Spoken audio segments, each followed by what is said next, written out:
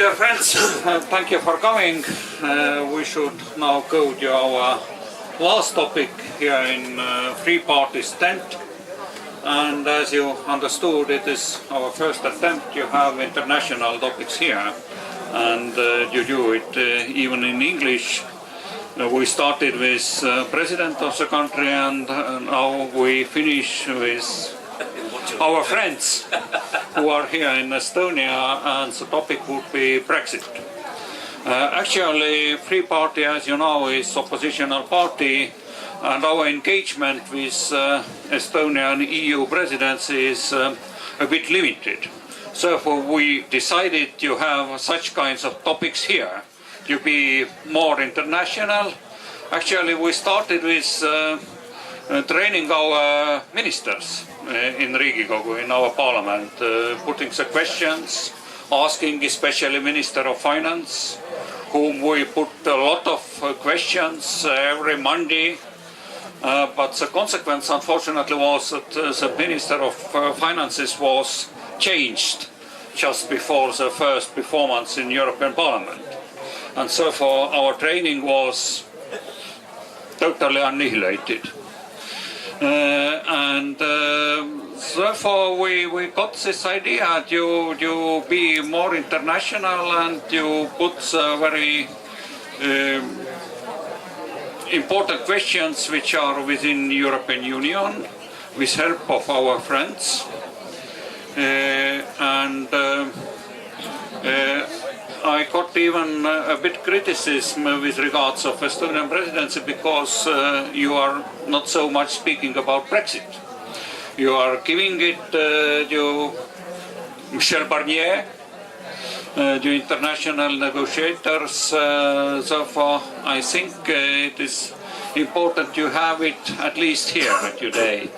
And we have 3 persons we asked to participate here. There is Mr.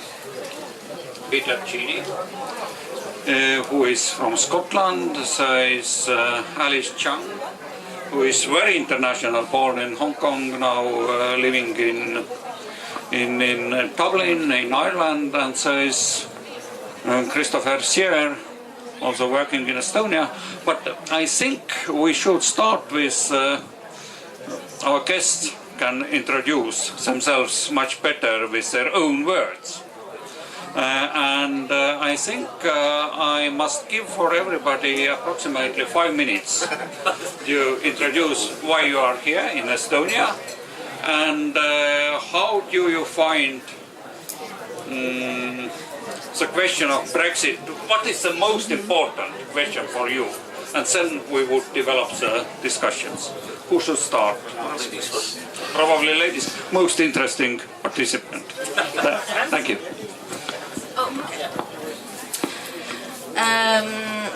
My relations with Estonia start in a park, actually. 14 years ago, I arrived to Paris to study.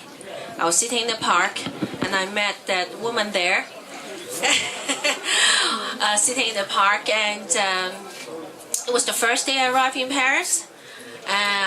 I was very much in a shock why I left my country 9,000 kilometers away from Hong Kong and moved there. At the time I didn't have a lot of French, so even after studying French for 3 years in university. Then I sat next to this Estonian woman and we started talking. I was delighted that she speaks perfect English.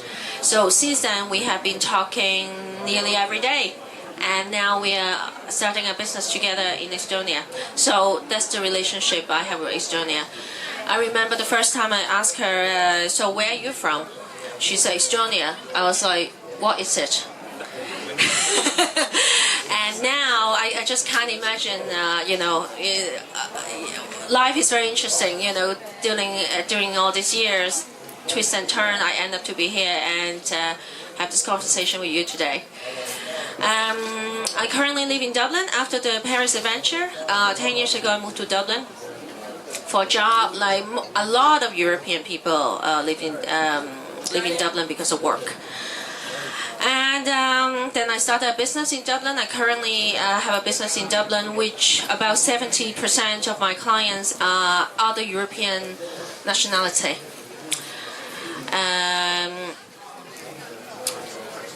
I suppose that's about. Do you need to know more? Anything else about me? I think we would put the questions. For the introduction, it is excellent. Thank you.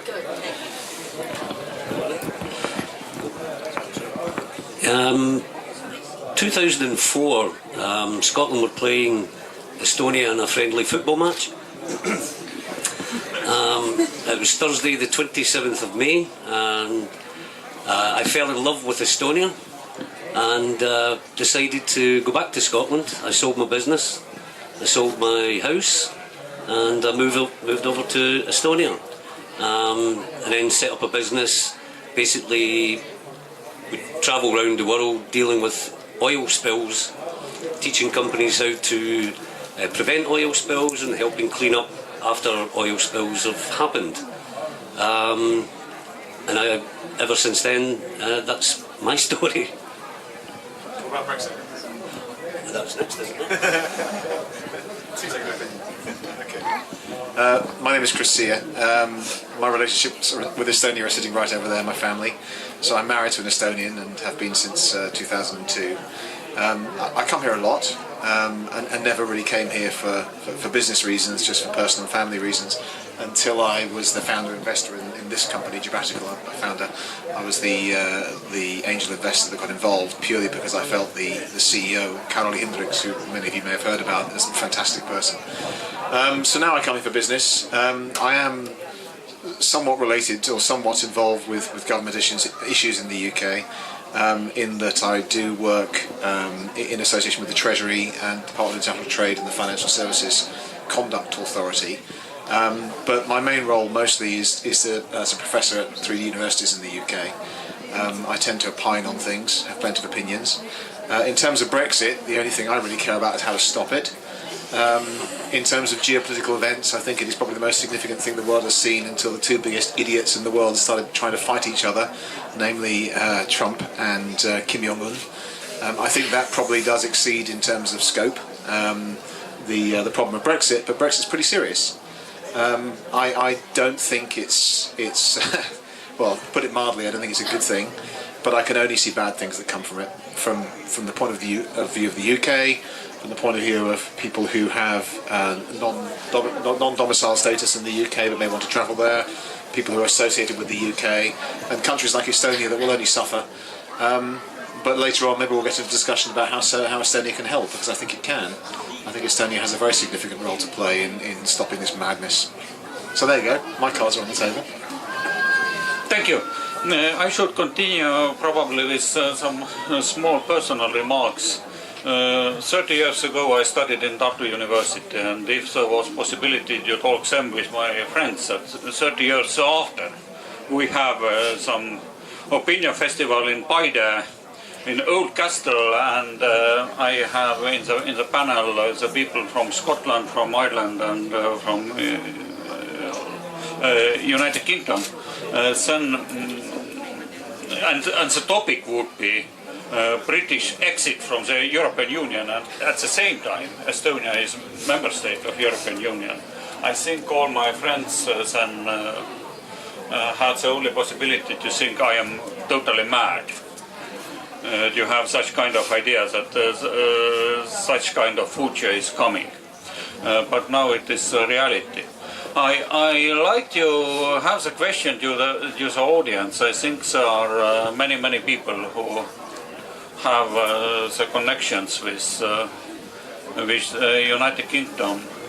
How many people there are who feel that Brexit is something which is touching you personally in your everyday life? You really all have to put your hands It is an official vote. I haven't counted, but it seems to be that a lot of people who don't feel such kind of personal impact of the Brexit in your life. Less. Excellent. It means that we choose a very right topic. But I would like you start as politicians. Yeah, of course. We should start probably with more political questions. I think Mr. Cameron didn't expect that he would have such kind of result. Prime Minister May also didn't expect probably that she would have such kind of result of elections this year. She decided to go to the early elections in England. My question is probably, Christopher, for you. How do you feel? It is something, some disturbance in political landscape of United Kingdom, or what it means actually, how this is influencing the political life, and what it talks about parties, about political reality in United Kingdom. Well, I think it teaches politicians not to gamble, because both of those things were big gambles that didn't pay off. I think any politician needs to understand that when you have an asymmetric risk, like both of those particular situations were, the asymmetry of the risk being the massive downside risk of losing, meant that it was not worth taking. It was like putting all of your money on a very, very, very, very, very, very low chance of losing. But if you lose all of your money, and both of those politicians have lost badly, Cameron and May. And the problem is that, of course, that causes a huge systemic impact on UK society, including Scotland and including Ireland. A huge impact on UK society and also on the political landscape. Now we have, I think, two parties that are effectively trading off between, trading off, and also the SNP as well, but they're all trading off on their political position without taking a really firm stance one way or the other on what they should do.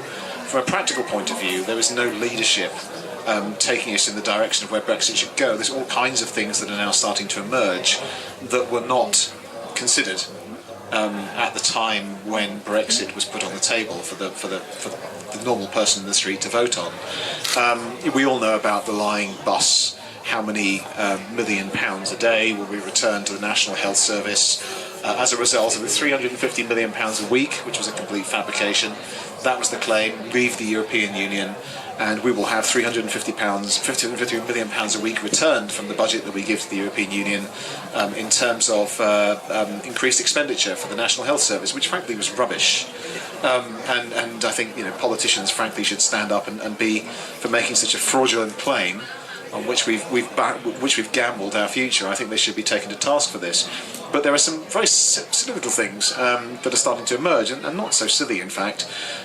Most of the pass-through legislation that we have taken on board in the UK through the European Union now has to be renegotiated bilaterally. There's one I heard the other day, which is the checking of airplanes. Safety checks is mandated by European legislation, by a European body.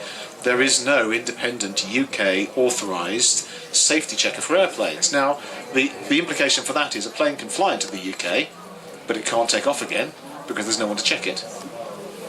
So what the UK needs to do to be able to have trade routes and tourist routes with the rest of Europe is to create, in the very short space of time before the 3-year window is over, a brand new legislative body which is authorised and has negotiated with the European Union over the terms by which it will be able to make safety checks to airplanes. That's one of hundreds of small pieces of legislation. The movement of radioactive isotopes around Europe to be able to do scans and for medical purposes, again, is underwritten by European legislation and has no underlying UK legislation supporting it. This needs to be renegotiated, otherwise there will be no scans for the purposes of cancer treatment. So we're in a terrible position. We're thinking about, the UK politicians are thinking about big macro issues like how much money is it going to cost us to divorce from the EU, but what they don't realise is there are all of these pass-through issues that are going to impact us over the next 3 years, and we have no way and no skills in negotiating these. We are thoroughly screwed. So I'm not in a very happy mood, frankly. You might have noticed. I think for me, one of the ideas, it's really stupid that you would put up so many barriers to your biggest trading countries. Now they're talking about opening up international trade routes with America and Australia and India, but the UK actually does more business with Ireland, the Republic of Ireland, than it does with the USA. So it's really going to affect the UK in a big way.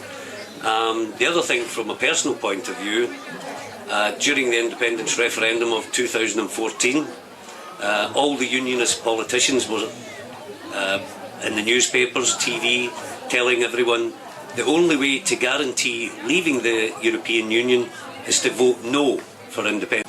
And then after the referendum result, pretty close, they then announced a referendum on the European Union, or membership of the European Union. And now, after that referendum, Scotland voted in the high 60% to stay within the European Union, and now we're being dragged out against their will. So the Scottish Parliament said that they would only call another referendum on independence if there was a major material change in circumstances, and being drawn out of the European Union against their will is a material change. And I think it was a few months ago, they had a vote in the Scottish Parliament about having another referendum, and that was passed unanimously, and there will be another referendum prior to Brexit, and that way the Scottish people can have a choice of whether they stay within the EU as an independent country or stay out of the EU as part of the UK. We got a very pessimistic view from the side of Chris Sier, and probably in politics, if you it happens, you are in a very difficult situation, then it is necessary you learn about it and you say what is solution, what you can do. But from the Scottish side, what you do seems to be much more easier because you have this possibility of referendum. Yeah. But what would be the opinion of British if Scotland is probably really leaving? What is your feeling? So I'm slightly compromised here because I'm part Scottish and I spent a lot of my career in Scotland. But actually, I'm not pro-independence. I think we have a union and we should stick to it. But it's very hard to justify sticking to it when we've exited the biggest union of all. So we can't really say to the rest of the world, we can't really say to Scotland, no, you can't leave, but we're going to. That seems a little bit unfair. But I've got a question for you. The thing that we've really lost in the UK is trust. So politicians are not trusted. Who here trusts their politicians? Hands up. Right, so a minority of one at the far end. I would wager that in the UK, not even the one person will put their hand up. And this is the problem. We've been repeatedly lied to. I mean, it was bad enough before we had the referendum on Brexit, before things like IndyRef 2 and the various communications that went around that, or IndyRef 1 even, and the communications, IndyRef being independence referendum in Scotland, it's just the jargon that's used. But before that, politicians were slowly emerging as being a compromised bunch through things like expenses, personal relationships and all of these things, but actually lying to the public materially about something that so dramatically affects the future of me and every other person in the UK, and that is effectively what has happened, has resulted in a crisis of mistrust in politicians. And really, democracy starts to fail if you lose trust in politicians, because politicians start making decisions without asking people's opinions because they know they're not going to get the answers that they want. So, what happens to democracy? I'm struggling. I'm struggling at the moment to see any positives whatsoever about Brexit. I don't believe any of the things they've told me that may happen. The only thing I see is an increasingly bifurcated nationalistic society in the UK that's anti-immigration, that's anti-open trade, anti-globalisation, and these are all the good things that have happened, frankly, in society over the past 20 years. I only see good things from globalisation. One of the good things about globalisation is I met my wife in London. I don't think I would have met her in London or anywhere indeed if there hadn't been some kind of ability of movement of free labour, which is now going to be restricted. And I'm sorry, that's just not right. Thank you. And I asked Alice to participate here because you are in the very interesting situation. You are living in Dublin, intention you study in Belfast. Your origin is from Commonwealth territory, as we learned already. What are the practical problems you got with the decision UK made on the referendum from your personal life? You are living in neighboring country at the same time, but Ireland, it's more than just neighboring country, because the situation is actually quite complicated. I remember after the referendum, the next morning, everyone was in shock in Ireland, because the number one, not only because it's a big war event, is that it's 2 hours from the border, is 2 hours from Dublin, so we're wondering what is going to happen to that. I don't know if you guys are very familiar with Good Friday Agreement that happened in 2000, thanks to EU, that there was a ceasefire in Northern Ireland.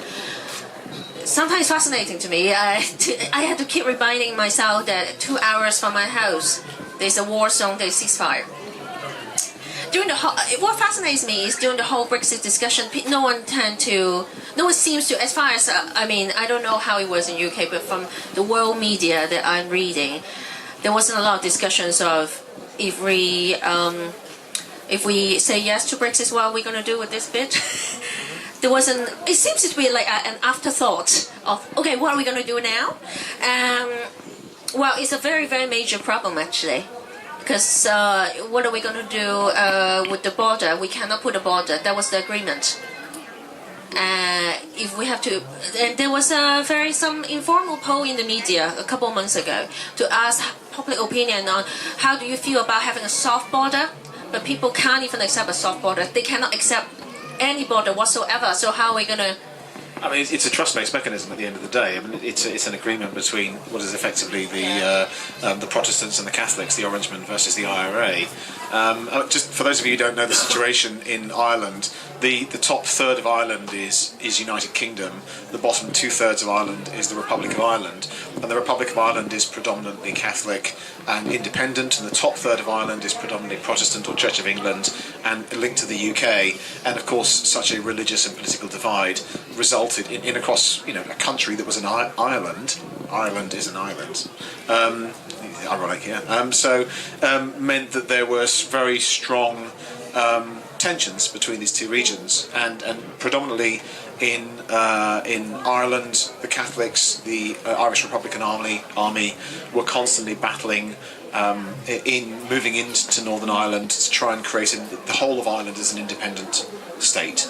And we had in London, we had terrorist attacks and bomb attacks on a relatively frequent basis. No more than 30 years ago, I think it'd be about 30 years ago, when the IRA finally declared a ceasefire, and it then took an additional 15 years or so to negotiate this truce. And now this entire truce is being put at risk as a result of this line that's going to be drawn across the top third of Ireland and the bottom 2/3 of Ireland. There was a condition that you cannot have a border. Correct. And Ireland one of the other things that is in serious breach of the Good Friday Agreement is Theresa May giving, I think it's a £5 billion pound investment into Northern Ireland so that she can have their votes, so that she has a majority in Parliament. 5 billion. 5 billion. Yeah. And that's a lot of money. And during the election, she kept saying there's no magic money tree, but then she found this magic money tree with 5 billion to get the 8 DUP. 12 DUP MPs. Is it 12? Yeah. To get them on her side. And the Good Friday Agreement says that the UK government should remain neutral and not favour either fraction in Northern Ireland. So it's going to be very interesting. But another thing, the media, the UK media are crazy, and they're mad on immigration, and they forget how much the National Health Service in the UK and the National Health Service in Scotland rely on European Union workers. there is not enough trained nurses in Scotland or in the rest of the UK. And I'll give you an example. I looked up the Scottish Government's figures in farming, fruit picking, potatoes, what have you. There was 13,500 people employed in Scotland in that industry, and there was only 7 people from the UK. So you can see the problem that Brexit is going to bring with regard the movement of people around the country. The strawberry polytunnels in Fife are going to get unpicked, aren't they? So, yeah. I think the DUP is another problem as well, because they are the only political party who actually didn't sign the treaty, the Good Friday Agreement. So now it become another issue, but I suppose it's not the discussion today. The DUP are just basically racist, quasi-fascist, sexist. In every single way, they seem to be the dark side. They've managed to get themselves in a position of enormous leverage, to the point that they have bribed or been bribed by the government to the tune of £5 billion investment into Northern Ireland, dedicated just for their own purposes and uses. I mean, it's utterly preposterous. I mean, Northern Ireland as an entity, I mean, there is a Minister of State for Northern Ireland, but its population is relatively small. The entire budget, the entire development budget for one large city in the UK, like Leeds or Manchester or Newcastle, is in the order of hundreds of millions. And this Belfast in Northern Ireland, which is a big city, but it's not as big as somewhere like Leeds or Manchester, has something which is in the order of 10 times the size as a gift from the current incumbent government, just to win over their 12 MPs that gave Theresa May the majority that she needed on the basis of the gamble that she took. I mean, I'm scandalised. What can we do? I don't know. What can we do? We live in a democracy. We're supposed to have a voice, and yet the democratic process has been subverted by what is a highly biased media. That is effectively what I've seen. A media that has created a completely bifurcated society based upon what is essentially a racist nationalistic agenda. It's not wrong. Not right. That is really insulting. Can I just put my hand up? No. That's fine. That's fine. But I'm sorry. But this is it's not wrong at all. If you look at the way it's reported in mainstream papers like the Express, the Mail, and papers like this, which are they newspapers? I'm not sure they are. They're the private agendas. No, I'm sorry. The facts in quotes that were reported by these newspapers were wholly and factually incorrect. And I don't think there's any doubt about that. Has there been a retraction printed? No. Well, one of the funny things when you talk about the Daily Mail, one of the biggest issues in people that are pro-Brexit has been immigration. We want more immigration, tighter immigration, and then the EU introduced tighter immigration, and then the headline in the Daily Mail, huge queues at airport. That's not what we meant. We don't want to spend 4 hours because of tighter immigration. And the thing for me, it would have been great if you managed to get someone that was pro-Brexit on the panel. But for me, what I don't see is the benefit of leaving the EU. What controls are you going to take back? There's very, very little laws that are made in the UK or in Scotland that are controlled by the EU. Okay, I saw already some people are eager to have the floor, to have the questions. Only small remark from my side, from Estonian side. If you are disappointed in what is happening in media or what is happening in political life, I think in Estonia the first idea is to establish a new newspaper, TV channel, or to establish a new party. You have the better solutions. Well, I think the media in Estonia is very fair and balanced. I think there was a survey done of all the media outlets in Europe, and disappointment is happening here too, and since there is necessity to have some new beginning. But probably in two-party system it is not so easy to have the new starting point. It's supposed to be a multi-party system at the end of the day, but it really is only 2. Okay, I think there are many people who would like to have the questions or short comments, but I think I would limit with 2 minutes the interventions. Okay? Please introduce yourself. My name's David. I first came to Estonia quite a few years ago because I had met friends, Estonian friends, actually in Strasbourg, who were at that point campaigning to maintain the independence of Estonia and resist the annexation, whatever they called it, joining the European Union. The big difference, the big difference between people like me and pro-EU types is we lost that referendum. I cried like a baby, I was distraught, but we respected the result of that referendum. And that's the difference between people like me, and I'm sorry, but people like you who lost that referendum but now want to reverse the result because you have no respect for the decision of the people. You complain that there were a few fibs told by our side. Well, because we had microscopic little newspaper like the Daily Express, which has got a couple of 100,000 circulations. It's a micro paper nowadays. On the pro-EU side you had the government, the EU itself, with all its power and its spending, the BBC, the massive Project Fear, which you're merely repeating all these things. These are the arguments that's levelled against anyone who wants independence. They're levelled against the Estonians who wanted independence from the Soviet Union. Without us, you'll have no one to regulate your aeroplanes landing. You'll have no one to tell you what additives to put in jam. You'll fail because you're an inadequate, pathetic little people. We did not believe that. We won and the European Union lost. You may disagree with that, but it's tough luck, you lost. There's no point now simply rehearsing all those arguments over and over again. The thing to do now is to accept that Brexit is happening.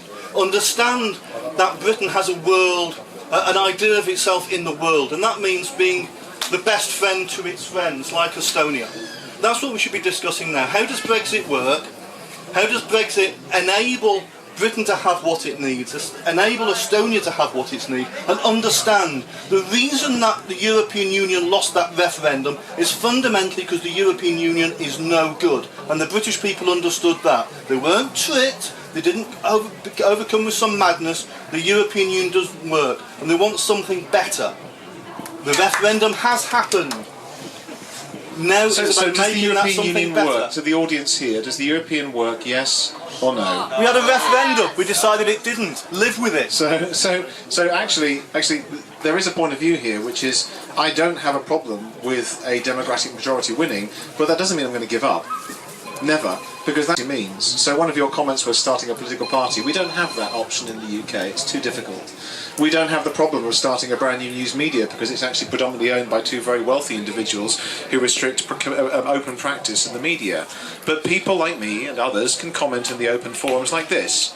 So that's exactly what I'm doing. And no, you've had your moment and now you may stop talking. So you've had your 2 minutes. No, simple as that. This is the democratic process.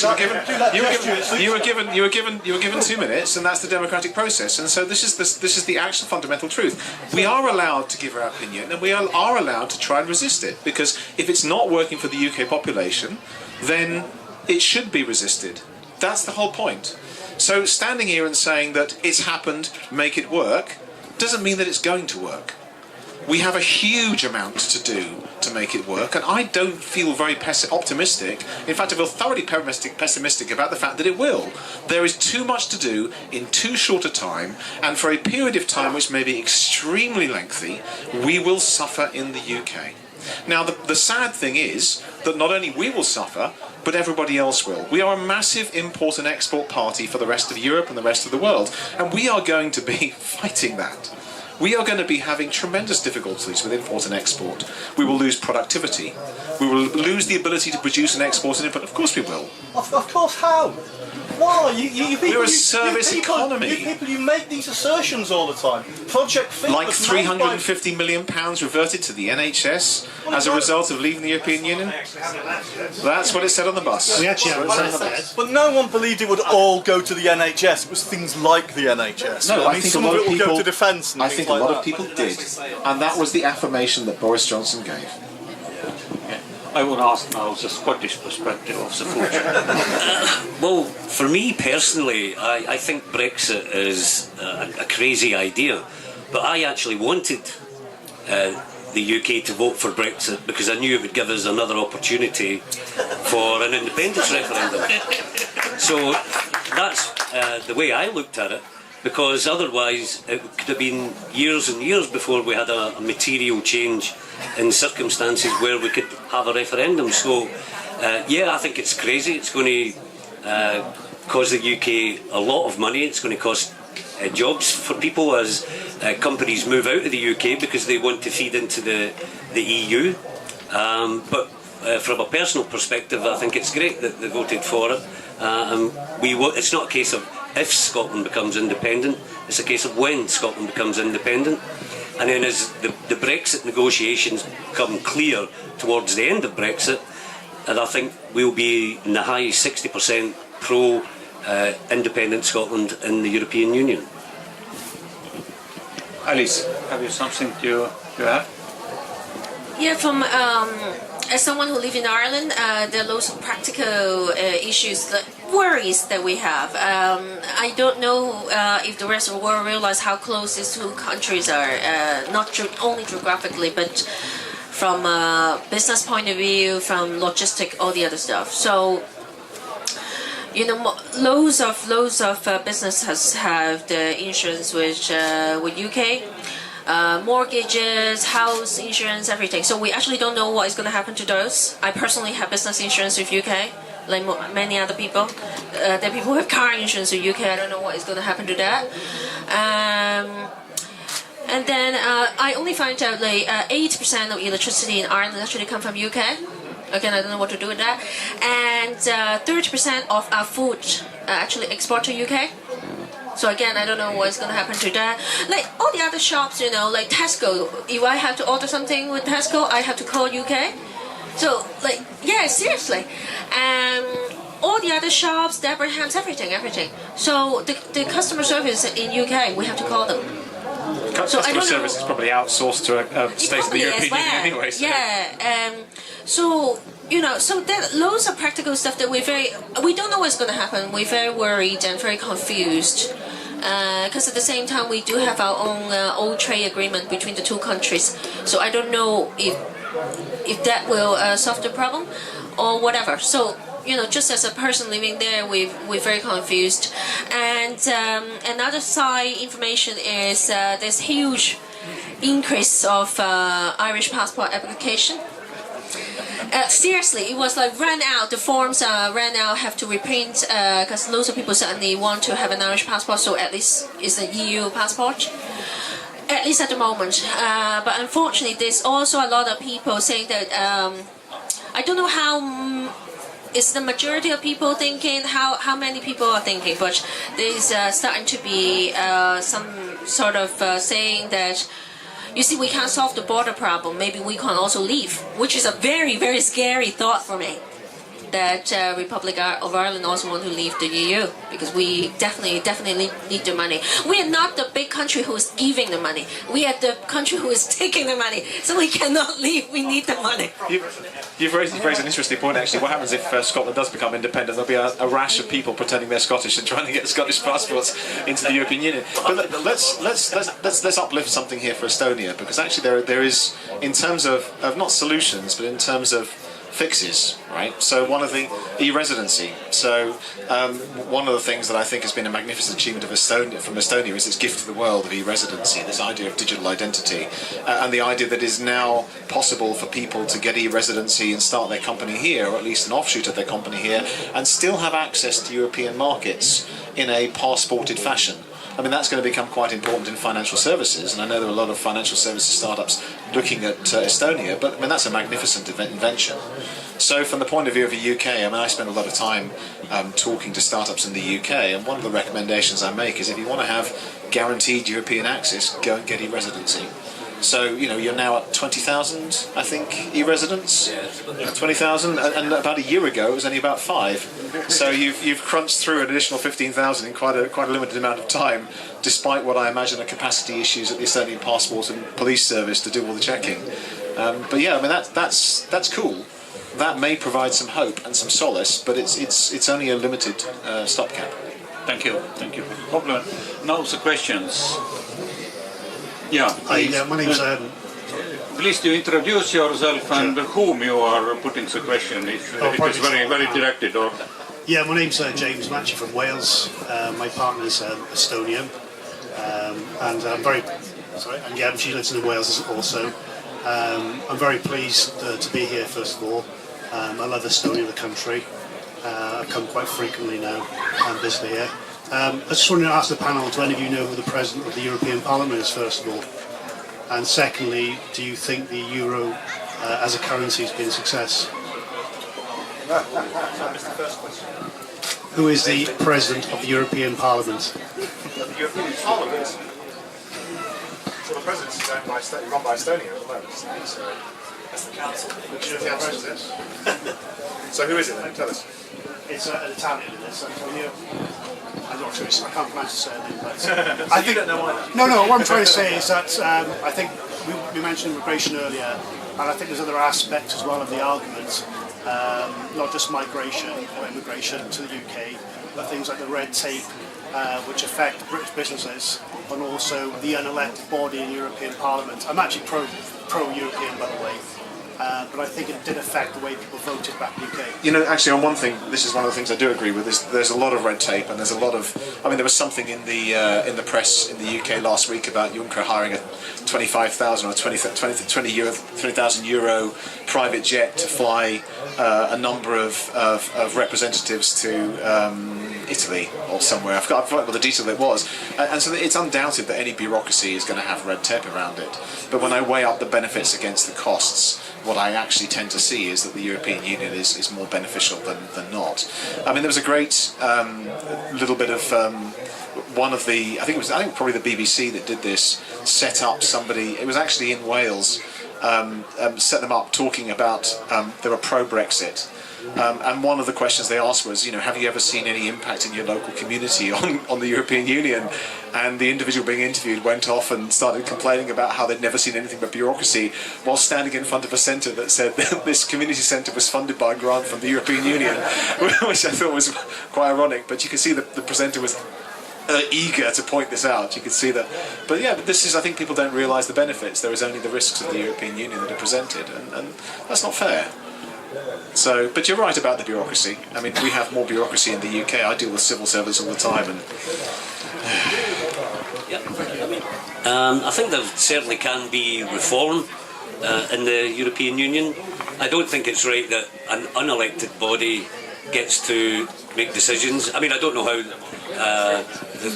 the Parliament works. I mean, I don't get into it that much. But I certainly think it should be elected representatives from the various countries. But yeah, I'm pro-Europe, and I'm disappointed the UK will be leaving, but as I said, I'm happy that it's given Scotland another opportunity. Yeah, so thanks, England. hey, listen, I'll be wearing a kilt because I'm half Scottish as well, so... But may I ask, what do you mean is unelected? Because I know in Ireland, the members of the Parliament to European Parliament, we actually elect them. We elect them. We elect them as well. I mean, the European Parliament's responsible for giving. Oh my God, what's his name again? Nigel Farage a voice. Something for which I will never forgive them. Unelected in what aspect? The Commission is not elected. Oh, the Commissioner. So the Commission is the bureaucracy, and then there's the political arm. It's rather like the UK, where you have the MPs versus the civil service. So if you've ever seen Yes Prime Minister or Yes Minister, you have the elected MPs who have got a mandate from the people being subtly manipulated in the jokey scenario by the very, very clever civil servants who are completely unelected, part of a career plan. And this is an analogous situation in the European Union. You have the Parliament and you have the European Commission. The European Commission is the bureaucracy, and that's unelected. But in every government body, there will be parts of the government not unelected. I think the argument is there's a few too many of them. All right. Okay, so next question, please. Evening. Oh God. So my name is Pirat. I'm an Estonian, but I did I lived 4 years in the UK, and I've also lived in France, where I did my BA in York and my masters in Paris. So for me as a proper European, it's a great miss. But what I would like to talk about, or maybe kind of turn back to that discussion about the future. We can't change the past. And I would like to kind of bring out this observation I've made, is that after the referendum, the debate within the UK is incredibly one-sided. I feel that the pro-Remain, pro-Europeans actually do not really have a voice. Quite often I feel that they are suppressed, and unless you read The Economist or The Guardian in a good case, you don't really find a proper voice for people who did vote to stay with the European Union. So my question is, how to break that? How to get it more balanced so that it wouldn't be so one-sided as it is right now? In theory, if we had proportional representation on this, 48% of the MPs in the UK should be pro-Brexit, anti-Brexit, should be pro-Remain, and have that voice. The problem is that they are ruled by a Prime Minister that is really quite totalitarian in the way she approaches things, quite didactic, and I think there's a lot of fear. I think the party whip it has a very strong role to play. In the UK we have this process where politicians are forced to vote along party lines, and if the party decides that something is going to be the right thing to do, and the majority does sit with the Tories, who are a pro-Brexit party, people who are dissenting have the risk of losing their seat because they'll be removed from their nominations, and it's a risky thing. They're looking after their jobs, but they're also looking after, in a way, their constitutional mandate, because they feel it's better for them to be in power in a stable fashion than it is to be out of power. But yeah, I would agree there is a problem. There is a problem of presenting it. What does come out is what has been called the Project Fear. Every so often a new piece of information emerges which is like, oh shit, we didn't think of that. And if you accumulate all of these, oh shit, we didn't think of that, into one long list, it's a pretty long list. But it's too late. Unless there is another referendum or there is another election, and that election puts in power a party that can have a mandate to be able to change that referendum. But sadly, you have a Labour Party that is also stated it is pro-Brexit. So there's a problem. There's a real problem. At a political level, there's an impasse. The politicians are either pro-Brexit because they want to be, or pro-Brexit because they're forced to be, and that 48% voice, in theory, underneath, which I think apparently has changed, but that 48% of the time voice is not properly expressed through the parliamentary process, and that is because of the political system we have in the UK. There is a movement that says we should be voting for stability right now and not bickering. Personally, I'm not one of those people. One of the things that surprises me is that the Brexit supporters actually didn't think they were going to win, and that's why they didn't have a plan, and that's where we're at the moment. They're sitting running around like headless chickens going, what do we do? I mean, there's no precedent for this. It's never happened before. So it's I think it's one of the craziest political decisions ever. As a side effect, I suppose, there's also this fear now in Republic of Ireland that we might also do the same stupid thing. Because we like to do everything UK does. Like, let's face it, even though we kind of like, we try to be different, but there are a lot of people who want to do whatever you do. So there's a big problem now. So I know from my personal experience that, as I said, I have 70% of clients from other European nationals. So a lot of people certainly will also want to apply for an Irish passport in case there's some sort of, Ireland exit or something. Then we might have to deal with the same problem of how can we stay in Ireland and everything. Actually got me thinking as well. So this is one of the side effects. Actually, making a lot of people worry and scared. Well, in theory, actually, with e-residency, you could go back to Hong Kong and conduct your business and be perfectly happy in every single way. Yeah. But you want to go to university in Belfast? That, and also Hong Kong is another subject matter. It's another mess that I'm not going to go now. So I loved it when social media after Trump was made president was awash with, oh, thank goodness for that, we're no longer the biggest idiots in the world. that that was the kind of theme on social media, and you know, I think current world events are kind of bearing that out, because there are some more serious things going on than Brexit in the geopolitical sphere. But nevertheless, I did like the way you expressed it. You know, Irish people are frightened they're going to do the same stupid thing.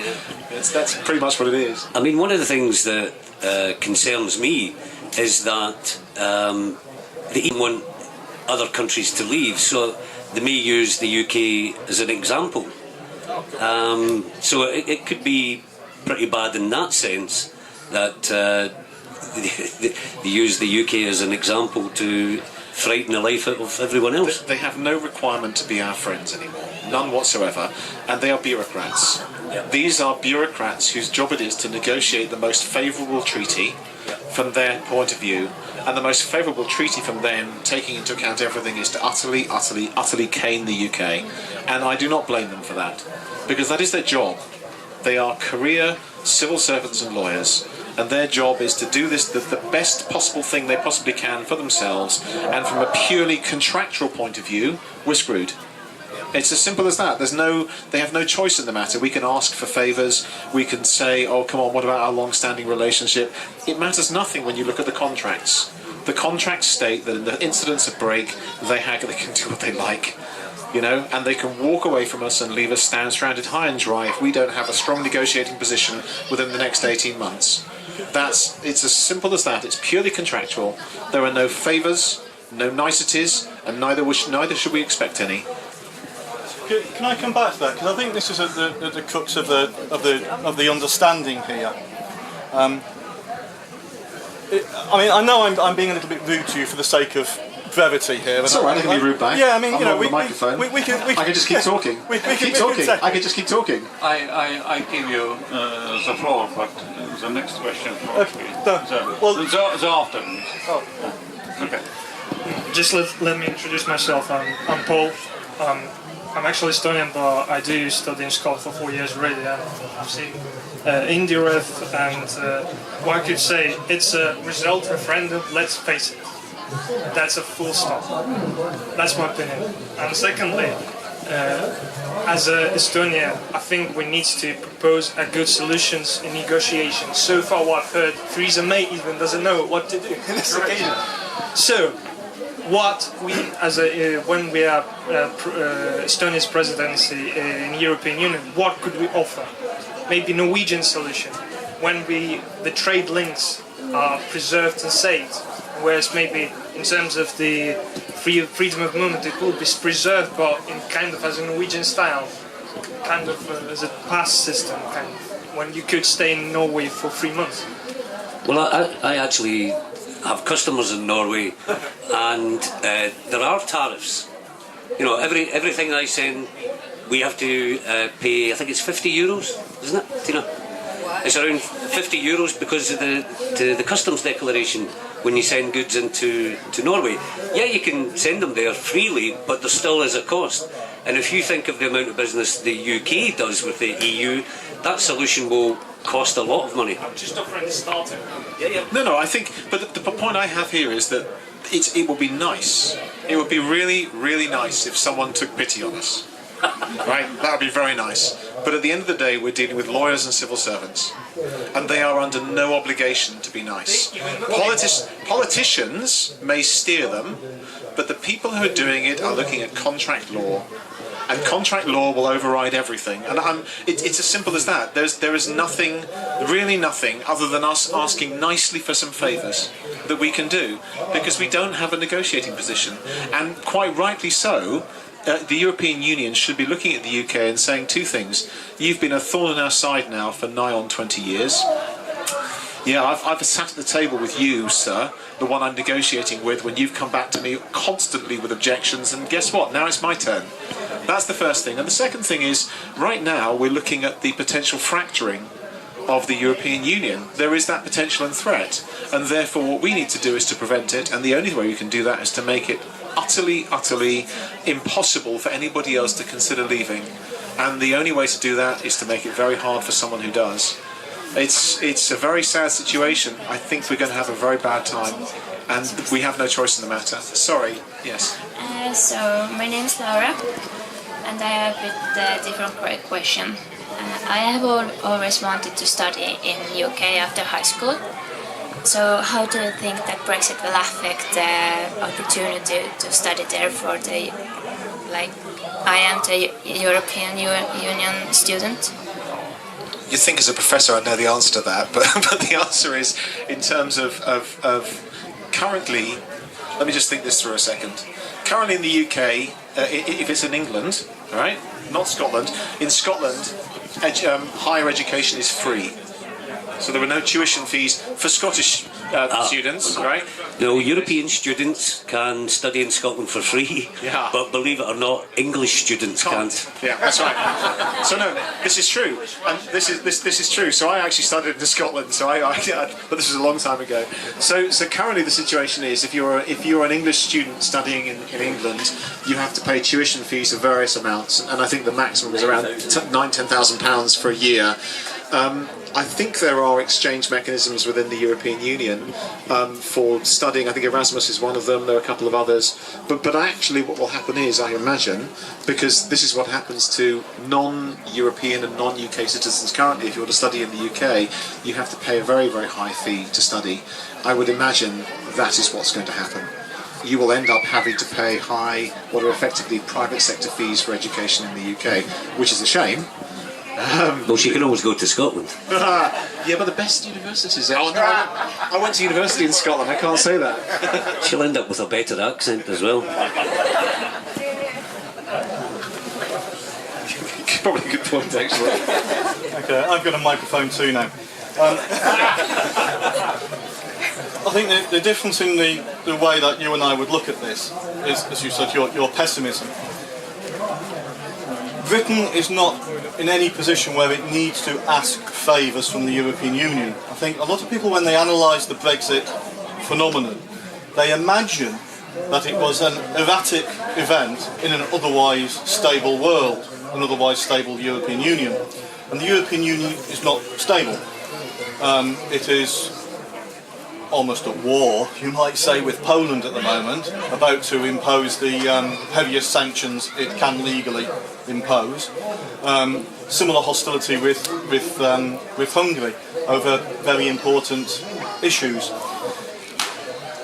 If the European Union did choose, as you said, by the authority of its civil servants to impose something like Napoleon's continental system, it would be as harmful to the European Union as it is to Britain in trade terms. But you might think trade terms don't matter that much to the European Union because of its respective size. Another example from history might actually be the start of the First World War. Because the First World War started because the very kinds of people that you've talked about had all the power, and the business people who just wanted to get on with things, and foreign student, great, charge them some fees, charge government some fees, it's business, just get on with it. Those people are suppressed, and the people that you've talked about would have the power. The likes of Guy Verhofstadt would say, let's cane them. If you look from the Estonian perspective particularly, what the implications of that are, look back to the referendum. Estonia voted to join the European Union not because of any economic arguments, they didn't win on that. Russia. That was the only really thing that trumped all other arguments. Today, it is the guarantee of hard defence that matters more than anything else. Because the Estonians don't want trade sanctions against Britain. They don't want any unfriendliness. They want them to come to universities, get on with life as normal. If the European Union excludes Britain in the way that you're suggesting, active hostility, it's not so much that, well, in the first instance, it's not so much that Britain would withdraw those hard defence guarantees. The nightmare scenario for your people is that we would maintain them. So that Estonia, its prime motivation for being in the European Union, would not be satisfied by the European Union, it would be satisfied by Brexit Britain. That's hard defence. If those sanctions and things that you're talking about, the caning of Britain, if it worked economically, so that Britain was materially damaged, so that we could no longer afford the hard defence guarantees for Estonia, who else is going to afford them? Germany's not, maybe the Americans would, but they're here anyway. If it really worked, and you look back to the continental system, the First World War, the Second World War, when Britain gets really desperate, who does it find as a friend? I think No you're one wants conflating two that. things here. The first thing you're conflating is the European Union and NATO.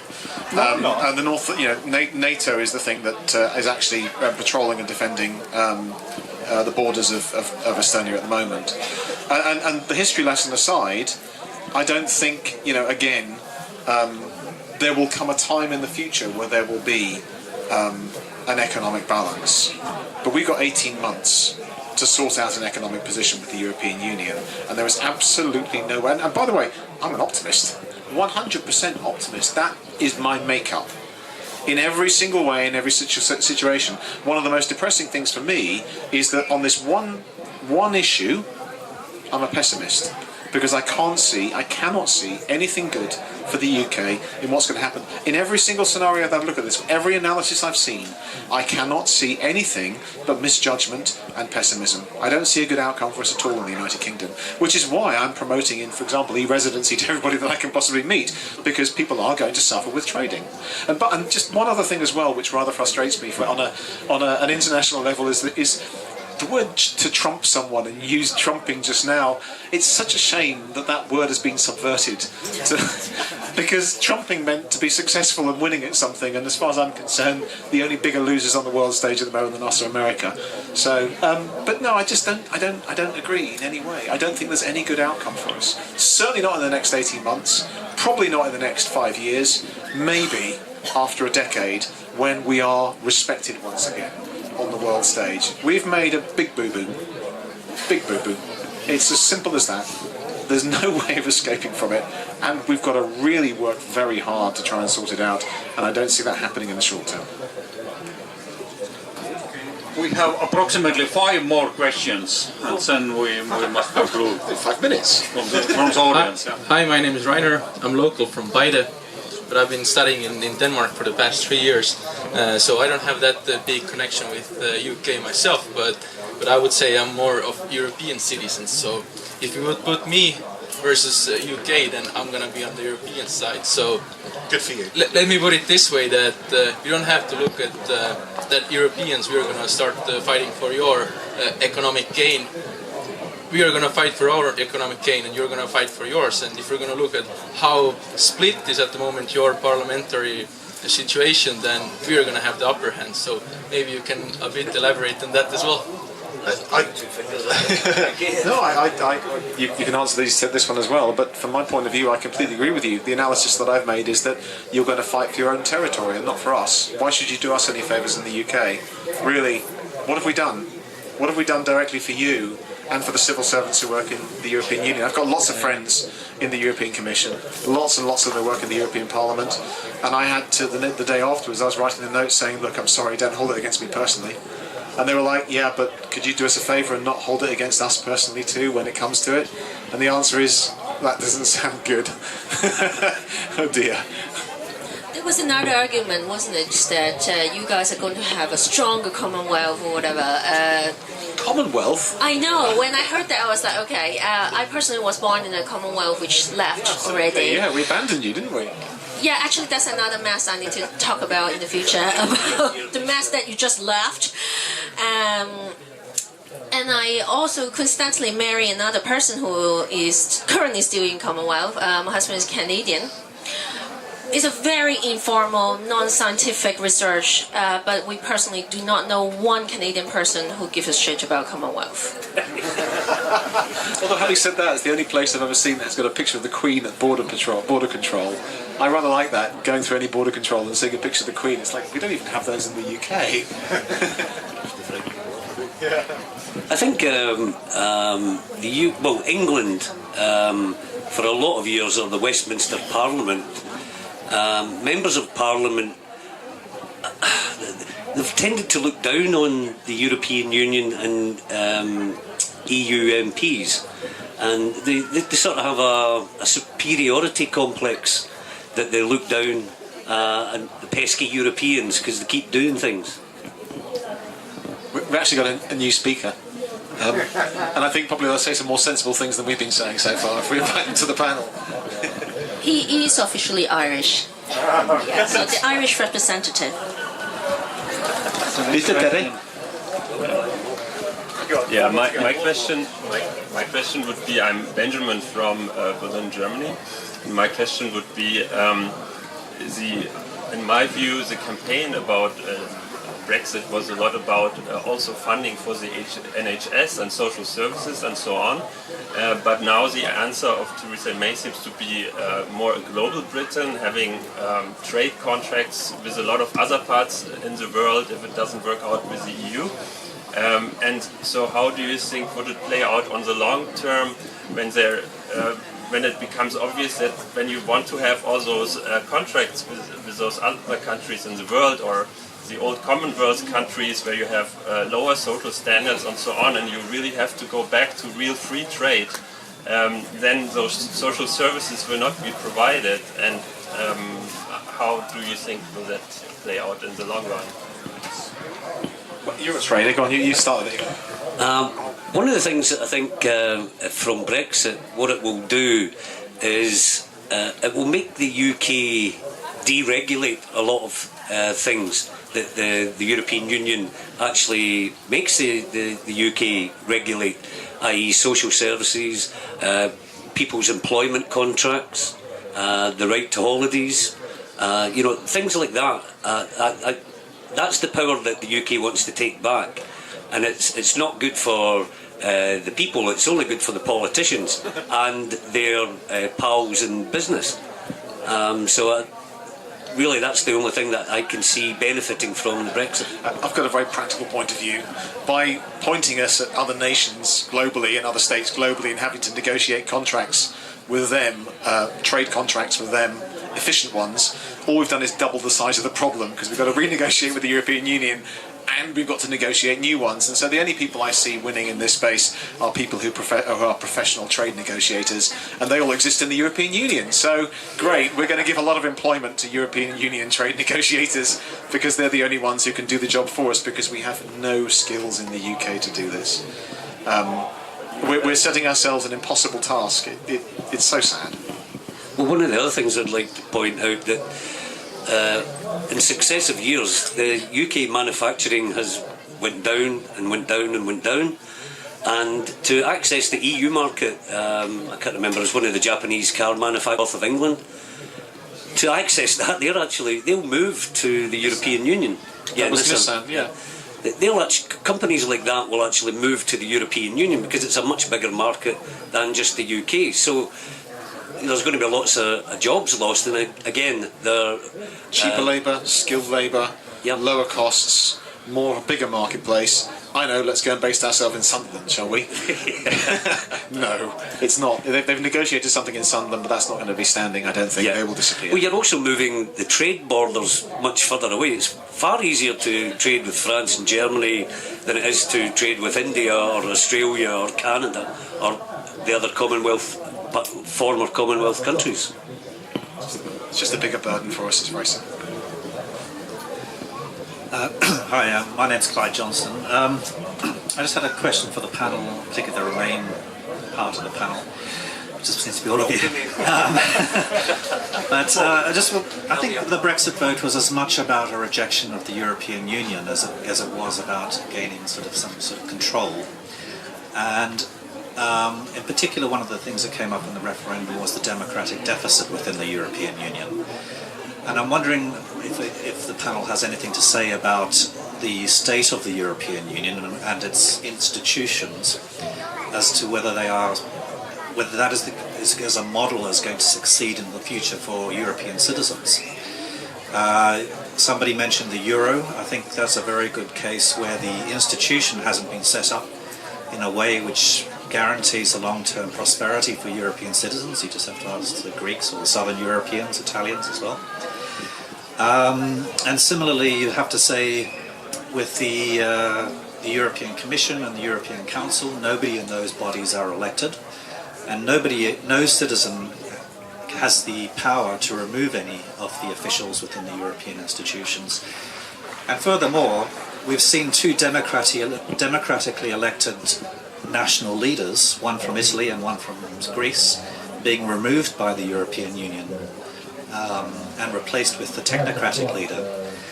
So surely this should be a concern to anybody who's a European citizen, as to whether the institutions that are representing us are really in the best interests of the citizens. Well, I think this is a question it's coming from not just you, but lots of people in all the countries in the EU. I personally think that the EU needs to reform, or it just won't work, because I do believe lots of people see it as being too bureaucratic, and if it doesn't reform, then goodness knows what could happen. It could break up. That's what David Cameron went to the European Commission and asked them to reform. Yeah, but you don't just ask once, you've got to ask multiple times. I mean, I have a bit of a problem with this point of view.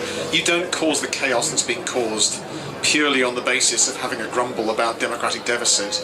We're sitting in a country that had massive democratic deficit 20 years ago, and I think most people in Estonia would agree that they live within a relatively benign democracy right now. And certainly within the European Union, I think the alternatives, I mean the downside alternatives are a very, very long way from where we sit with democratic deficit in the European Union. I quite agree, there are people who quite rightly would protest voted in the UK against Juncker and his rather undemocratic way of handling things. But that's like getting rid of the school headmaster because you think they're not allowing you your opinion. You don't do it. You don't do the thing that we did purely on the basis of democratic deficit. We left the European Union for a raft of reasons, only one of which was an alleged democratic deficit. Only one of them. And that may be the only one which is sustainable, but even then it's a ridiculously weak argument for going through all of the chaos that we're going through. All of the other reasons that we voted for Brexit in the UK, I don't think were properly substantiated. The only one I can think about that I would possibly have conscience with is the democratic deficit, but in my mind it's a minor one. A protest vote causing all of this stuff, it makes no sense whatsoever. So democratic deficit does not wash in my book as a very good way, a reason for us having voted for Brexit. It makes no sense. No sense whatsoever. As far as I could tell, the majority of people voted because they were unhappy about things like immigration. They had a quasi-racist agenda. And I do not believe that we in the UK are a racist, nationalistic nation. We are not that people. How the hell we ended up presenting ourselves to the rest of the world as being this nation state, I don't know. But it certainly wasn't as a result of democratic deficit.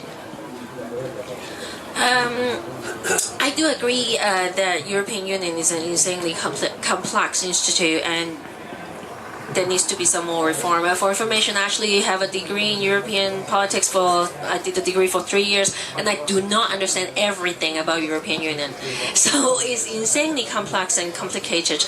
It doesn't need to be. But having said that, I think we live in a world now that it sounds cliche, but we are better together. That the whole world should work together in bigger scale rather than breaking up and everyone do their own thing. So I think we should all look together to do things together more. So that's my opinion. Sorry, we feel like politicians because we didn't answer your question on the euro. Sorry, I forgot about that one. Sorry. Personally, I'm not into currencies. I know it just makes it easier for me trading across the EU. Everything's in euros, so it makes life very easy for me trading. Yeah, I look at Greece, but it's a sort of weathered the storm. Ireland weathered the storm. Portugal's weathered the storm. And most countries are stable as a result of having this single currency that allows them to negotiate collectively. I think the only unstable currency in Europe currently is the sterling. So the pound is the one that's suffering, not the euro. It's actually down to €1.10. Yeah, it's almost par. Oh God, it's like going back to the time when I remember when I was younger, when pound hit just about par with the dollar. And that was from a previous year or previous couple of years, it would have been $2 to the pound. I remember thinking, oh my God, this is when I was a student. How expensive is it going to be to me to travel in the US? And that's what I think about now. you have a view on the quantitative easing and the easing of the European Central Bank? I have as much opinion on that as I have about the quantitative easing that came out of the Bank of England that went into the pockets of the banks in the UK. It's not particularly positive, no. I think quantitative easing is just a polite way of saying printing money that you don't have reserves for. No, certainly not for that. I think it's creates a lot of inflation, but certainly no. Quantitative easing is not something I agree with. So the degree of quantitative easing in the UK and the US, how much was that in percentage terms compared to the quantitative easing in the Eurozone? Do you know? The US and UK have stopped, but they've already reversed. So they've stopped reversing out of it, but in terms of the quantum, the UK did a lot more quantitative easing instead of the US. The European Union is still doing it. Yeah, but they're still doing it, but it's still less than we ever did in the UK. I think it probably is. Well, this is the opinion festival, so you've got a difference of opinion, so there we go. There's a question over here. Yeah, there is. I'm going to try and combine the two points which I found really interesting. The fact that you, sir, couldn't really find anything positive from Brexit, and then the need for reform, which I think the Euro point brings about pretty well. Oh yeah, that's a good point actually, yeah. It's good for you guys. If it's not going to get a reform out of the European Union, us leaving, then... Yeah, not my point. Point being that one of the positive outcomes that I see from Brexit, I consider myself a leftist. So I think if I pretty much align with the left Brexit movement, as in, I think.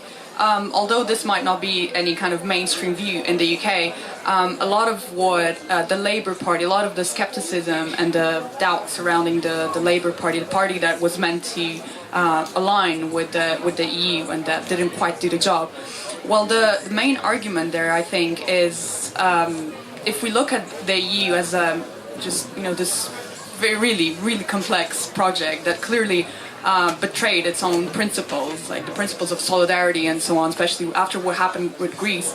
I think one of the positive outcomes of Brexit is that it clearly highlighted this huge problem that, it's more important to maintain the status quo than try and figure out how can we make this EU more inclusive, more answerable to people's needs, and not just scapegoat, whether it's the EU scapegoating Greece, whether it's the UK scapegoating the EU for its problems.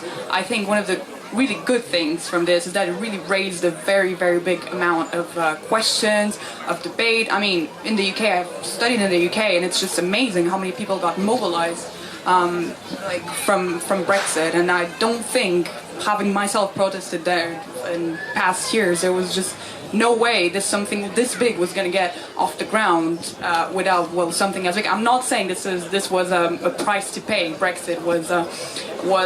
Do you have a question?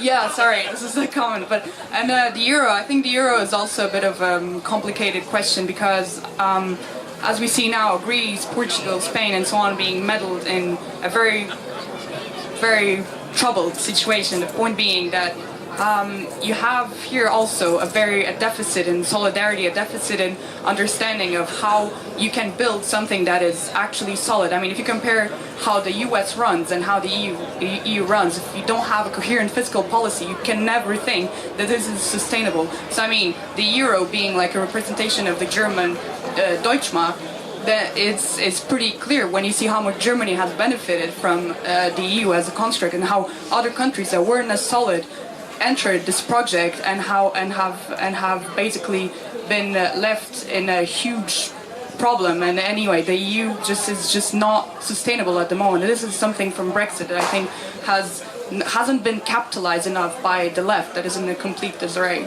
So anyway, I hope I made myself. I don't know if you saw there was some posts on Facebook. There were some people have an argument saying that maybe finally we can make EU work because now the guy who disagreed with everything just left.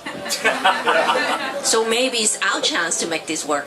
Yeah, that's right. It's our chance. I think that's the problem at the moment. That there's just so much effort in trying to keep things as they are. I mean, this bureaucratic behemoth that the EU is, and that there's just so much struggle trying to think innovatively about how can we make this EU respond to people's needs and really try and make this work because it's just trying kind of. I'm going to answer the question that you haven't put, but I think that you meant. That I'm going to put that you actually meant, which was: is there a positive from Brexit, which is has it alerted people to the democratic deficit? Good phrase, that exists in the European Union, and therefore potentially can it therefore be managed? And the answer is that could be an upside. There could be a downside too, which is that the technocrats could become very defensive and dig their heels in more. But I like to think that by voting for Brexit, that protest vote that the UK went through may well benefit the European Union in the long run, because it'll teach people that actually the unelected need to be supervised in some way. I can only think of that as one of the good things. That and giving jobs to trade negotiators who have to come to the UK to help us out the fix we're in. One huge benefit of Brexit, from my opinion, is that Nigel Farage will be out of work. Oh God, he's going to have so many. Oh, he's going to have so many directorships and jobs. Please don't. We're not shot of Nigel Farage. We're not shot of Nigel Farage. So here's the thing. So do you remember who was the Scottish Labour MP who used to drink in the House of Commons bar and repeatedly punched Tory MPs when he had a few drinks just because he could? Right? So I thought this guy, he was a Falkirk MP, he was an ex-army guy and a judoka, and you know, I just loved the fact that he just every time he had a few drinks, he'd see a Tory MP and he'd punch them. So my stated objective now is to get into the House of Lords and be the guy that every time I see Nigel Farage punches him in the nose when I have a few drinks, just because I can. I want a restraining order held against me by Nigel Farage because I don't like the guy. He was actually in the Dear friends, I think there is at least 4 more interventions, but now I ask you to be as short as possible, because we have so much time, and send conclusions, please. Hello everybody, my name is Argo Loo. 88, 89 I was in Soviet army, and now it's very strange to listen to the same arguments from British. I remember many Russians said that I'm fascist because I want Estonian independence, and now I'm listening it from British that it's and the Scottish that it's some kind of nationalism and racism if somebody wants a country to become independent. I have a master's degree on European research and international relations, and I did my thesis about European constitution, and I compared it with Soviet Union constitution, and I was really surprised. They have a lot of common, and you said that democracy is not the problem. I see it's a big problem. I quote here Goethe, who said that the biggest slave is this who doesn't understand it. So Argo, was it Argo, yeah? Argo. I have never felt less independent than I do now. I was more sure of my identity and who I was as part of the European Union than I ever was before that. I do not accept the fact that we had non-independence before we voted for Brexit. We were one of the most independent countries in the world. In Europe, we were thoroughly independent. We had our own currency. To even say that we weren't, or to imply that we weren't, or any nation state in Europe was not independent as part of the European Union is utterly, utterly bogus. Every nation state in the European Union is independent, and to say that we have to leave the European Union to find independence is frankly bollocks. It's utter rubbish. I've never felt less like I am part of the United Kingdom than I do now. All the things that I believed in have disappeared. I see racism on the streets. I see racism and nationalism printed about in the press. This is not the country that I recognise. The country I recognised fought for people's independence. And I don't see that. I see us withdrawing from the world stage, withdrawing from the friends that we had in the European Union, and I do not feel like I've gained anything from it, no independence whatsoever. Please don't characterise me or people like me, or in fact the entire United Kingdom, as wanting to get independence. Anybody that said that was talking out of their backside. Utterly. Well, as I said earlier, from my point of view, Scotland getting another referendum. Argo, great name, great movie, you should watch it. Yeah, I mean, what's been crazy... Round of aggro, by the way. You know, like so the constitution with the United Kingdom, you know, the UK government's going, oh, don't leave, stay within this union, and then convincing people to vote no, and then straight after that they're trying to leave another union. But certainly, from what you're saying, Scotland's identity has always been there, but will have a greater influence, and I think we'll be a great partner within the EU. I don't know too much about the EU, if I'm 100% honest, but I can only see positive things coming for it. And my dear friend Chris here is going to lose even more of his identity as the UK falls apart. Because I'll get a Scottish passport straight away. First thing I'll do. Oh, indeed, that's right. It's called Hadrian's Wall, isn't it? Do you think? I've got one question. Go on, sorry. My name is Ege Kulbak-Latik. I'm a researcher of cultural policy, and yes, of course, I can understand the idea of Argo, that every big federal union, like European Union, has definitely big similarities with the constitution which was written down in Soviet Union. Even the rhetorics, we can find even the similar rhetorics. But my question is, when Brexit was the fact, Theresa May was a brave woman who took the responsibility, and one of her arguments was that now, after globalization, British idea is to bring back the economy, the new economy, into England, and it is the opposite of that of the Margaret Thatcher. Theresa May's idea was that she wants to bring back the production, different kind of productive ways of economy. I'd like to ask about this, because this is the basis of being independent, of being nation state, the economy as basis for every organization. So what are the ideas do you see already new ideas for economy after this globalization? The UK is a predominantly service economy.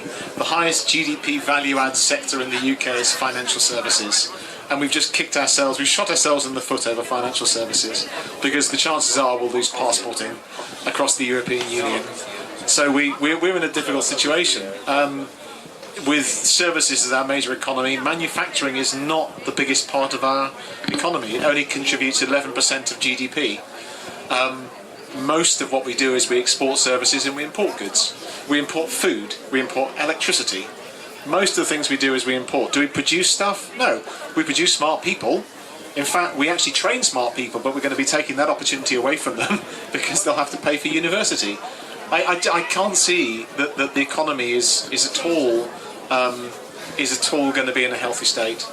We're in a pretty bad way. Sorry, but then again, so what I do know is that they're working very hard. So I actually do a lot of work with the Department of International Trade, and I do know that the financial services team are working very, very hard to try and stop banks from going to Paris.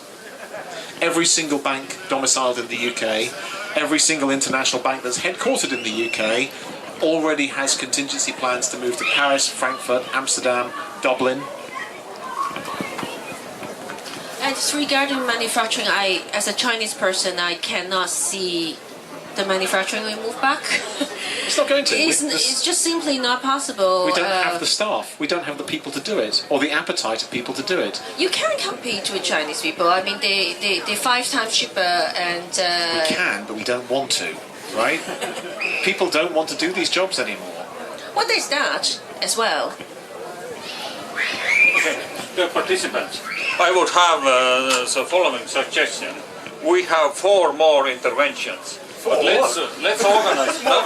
Let's organize. So, one question, all questions together. Okay. We are silent here. Okay. And so after the conclusions, please. Thank you. My name is Madis. I have been in the UK for a few years, and I just wanted to ask a quick question. Do you think there might be a connection between the Leave vote and simply the fact that, you know, the people just might not know what the EU stands for, what are the functions of the EU, and if so, what would you advise the other 27 EU countries to do in the future to kind of not fall to that, the same way? Okay. Yeah. The next question. They want to give us 4 again. Otherwise, we can't finish. Yeah. Okay. Sorry, kids. That'll be finished soon. I'll be pretty fast. Actually, after Brexit, you mentioned that that Trump was the funniest, event in the history. But after that event, Americans said, well, we were a little bit manipulated in some way, and they started to find out who is behind. Do you think the British should probably see the thing the same way? Because I have a feeling that everyone understands that pro-Brexit arguments a little bit. Yeah. So wasn't it manipulated in some way? And if yes, by who? It could be who had the interest. To your mind. Okay, and the last one will be here. Yeah, my name is Kauno. I know quite well European decision-making machinery, and I have a question to you. What kind of lessons to be learned from Brexit for rest of EU and EU member states to avoid next exit? Perhaps I explain a little bit the background of this question. I have a very good friend of my Scottish, and he explained a couple of years ago why Scottish started his referendum. And his explanation was so that main reason was decision making is concentrating to London, and London is not taking account the interest of regions, and Scottish, of course, felt Scotland's a country, not a region. Yeah, of course, but he explained that it's not only question of countries, but even regions. And same argument has been used during the Brexit campaign. How much does it is reality, and how much it is kind of illusion? And does it mean that EU should give more flexibility, more decision-making process to the member states? It's so that the decision-making process is concentrated more and more in Brussels. Is it threat, and should we avoid? Is it real lesson to be learned? Those are the 3 questions. Go on. The first question was about, what would we suggest that the EU do? Personally, I think the EU will make an example of the UK to prevent any other countries wanting to leave. With you. The other one was something similar from this gentleman here, and then you talked about manipulation of the agenda. Well, the American result was very strange that a country so big that they could only have two candidates, both of them fools, or one corrupt and one corrupt fool. The situation that you mentioned about giving more powers to the regions of England, because there's a big question in England that everything is centred round London, and if you're lucky you'll get up as far as Birmingham, but the rest of the country pretty much suffers, and that there is a resentment for that in England from the friends that I have that live there.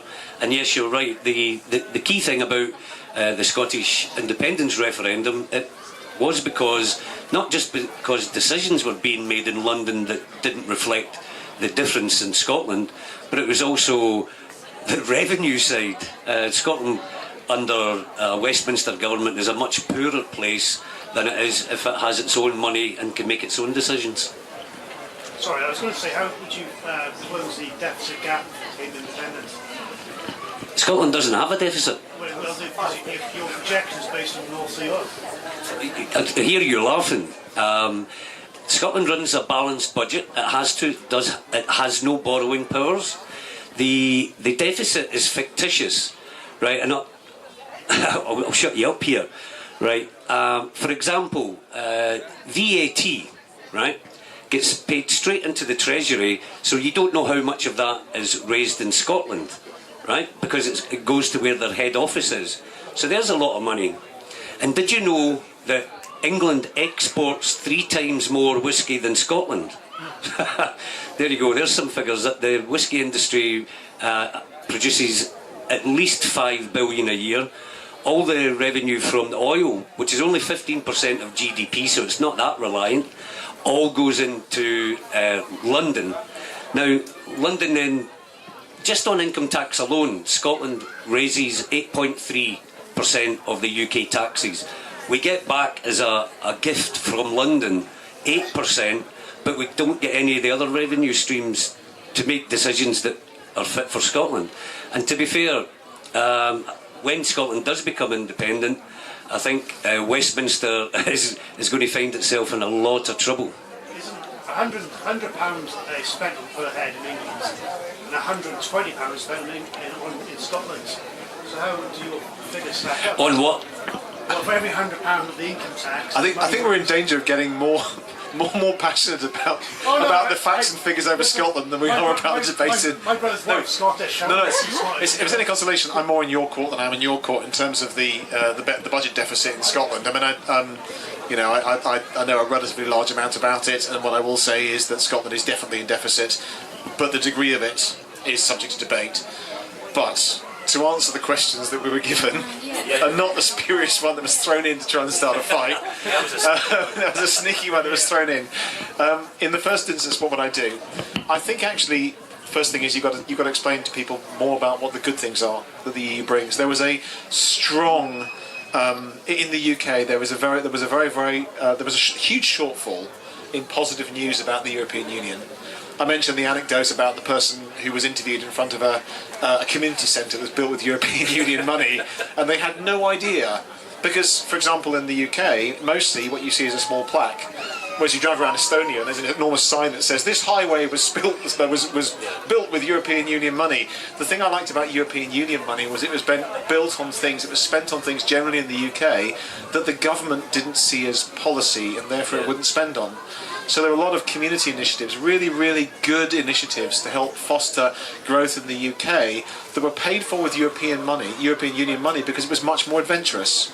The government is constrained by budgets. You hit the nail in the head when you say that, okay, they pay money in, but they get money back, and they should be actually pointing out, every country within the EU should be pointing out what they get, because it's inefficiently. I mean, there's a lot of drain, there's a lot of shrinkage on this money that's pumped into the European Union because it goes to the bureaucracy, but they fund things that the government in the UK never would. Community centres, initiatives, these things, and no one knows about these. I think in Europe you're better at doing it, and I think, celebrate what the European Union can do. That's the very first thing. I think the misinformation part in the UK, I think that's a very important point.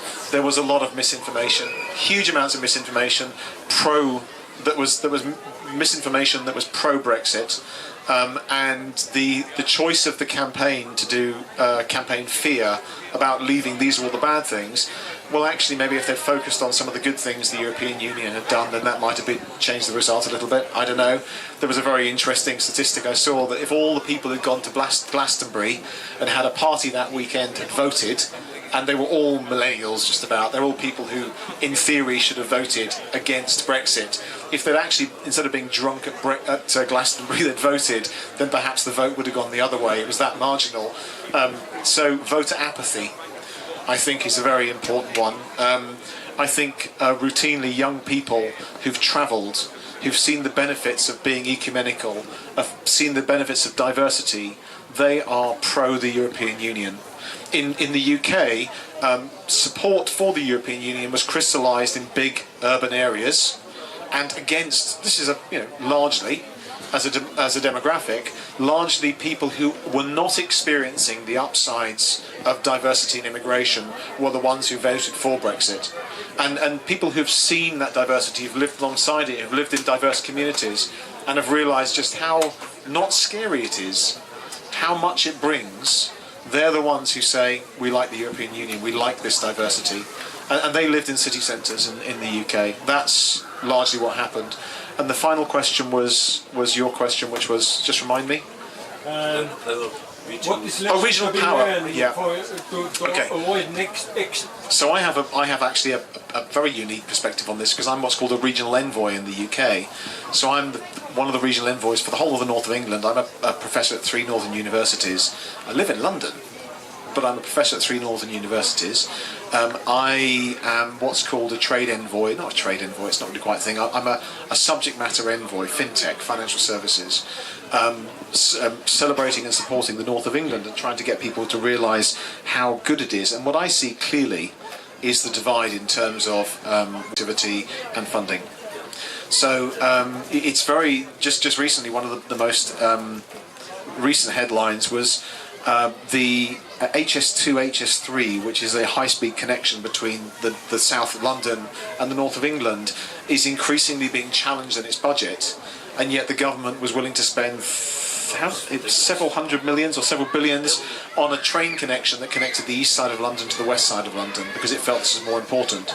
And quite rightly, people in the north were, why are you questioning the need for better connectivity between northern cities, and you're more than happy to create another link across London?